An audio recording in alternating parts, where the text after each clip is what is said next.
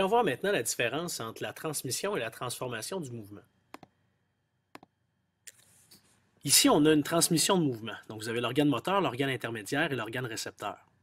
On parle d'une transmission parce qu'il n'y a pas de transformation du mouvement. Le mouvement initial, c'est de la rotation et le mouvement final, c'est de la rotation aussi.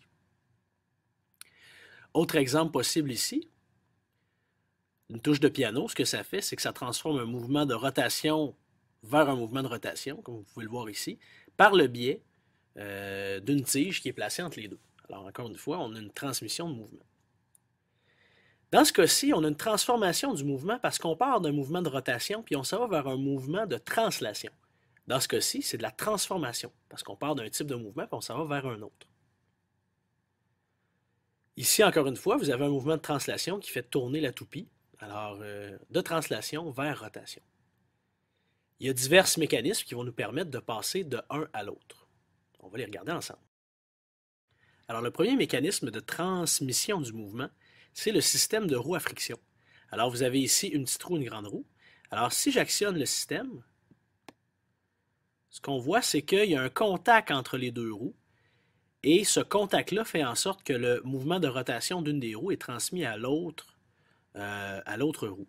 Les caractéristiques de ce système-là, c'est évidemment, comme on peut le voir, l'inversion du sens de rotation. S'il y en a une qui tourne dans le sens horaire, l'autre tourne dans le sens anti-horaire. Ensuite de ça, d'autres petits trucs, ça a tendance au glissement. S'il y a une des roues que le système va très rapidement, ça va glisser l'une sur l'autre. Ensuite de ça, c'est un système qui nécessite peu de puissance au niveau du moteur, donc ça c'est un avantage. C'est sur faible distance, c'est-à-dire que si on voulait transmettre notre mouvement sur une très très grande distance, ce qu'il faudrait faire, c'est mettre beaucoup de roues.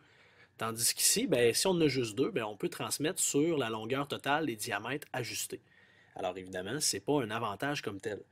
L'absence de bruit est un dernier avantage de ce système-là. Donc, si on a une membrane, surtout qui est caoutchoutée au niveau de nos roues à friction, ça nous permet d'avoir l'absence de bruit dans un mécanisme. Des fois, ça peut être pratique si on ne veut pas que ça fasse de bruit quand ça fonctionne. Alors, voilà pour les roues à friction.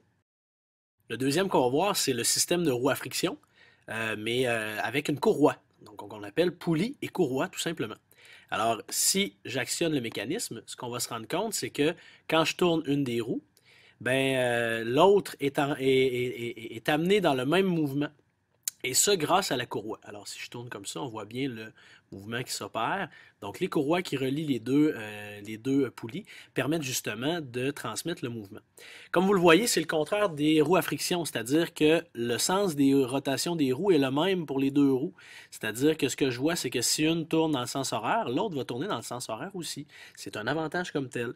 Même caractéristique que pour les roues à friction, c'est-à-dire qu'on va avoir tendance au glissement. Si jamais il y a une des deux roues qui est très puissante, qui tourne très rapidement, la courroie peut tout simplement débarquer des poulies. C'est un désavantage. Peu de puissance nécessaire, encore une fois. L'avantage comparé aux roues à friction, c'est certainement qu'on peut ajuster la distance de transmission en fonction de la courroie. Alors, si j'ai une courroie qui est très très longue, je suis capable de transmettre mon mouvement sur une longue distance. Si j'ai une courte courroie, à ce moment-là, j'ai une courte distance. L'absence de bruit est aussi un des avantages de cette façon de transmettre le mouvement-là.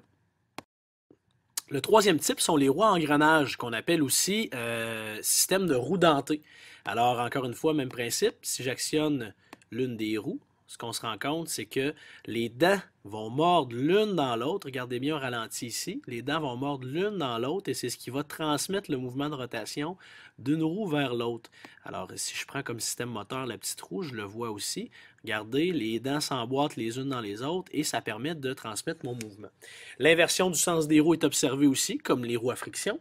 On n'a aucun glissement par contre, à moins d'avoir vraiment quelque chose qui tourne vraiment très rapidement, ce qui n'est pas souhaitable généralement dans les objets techniques, à part pour des batteurs à œufs par exemple. On n'a aucun glissement possible parce que les dents qui mordent l'une dans l'autre viennent justement empêcher ce glissement-là. Ça prend une grosse puissance pour faire tourner ce système-là. Vous allez le remarquer dans vos objets techniques. Et la transmission de mouvement se fait sur une courte distance, un peu comme nos roues à friction. C'est un peu le même principe que les roues à friction, mais pour des roues dentées. Le bruit, lorsqu'on a des engrenages en métal, c'est le principal désavantage de ce système-là.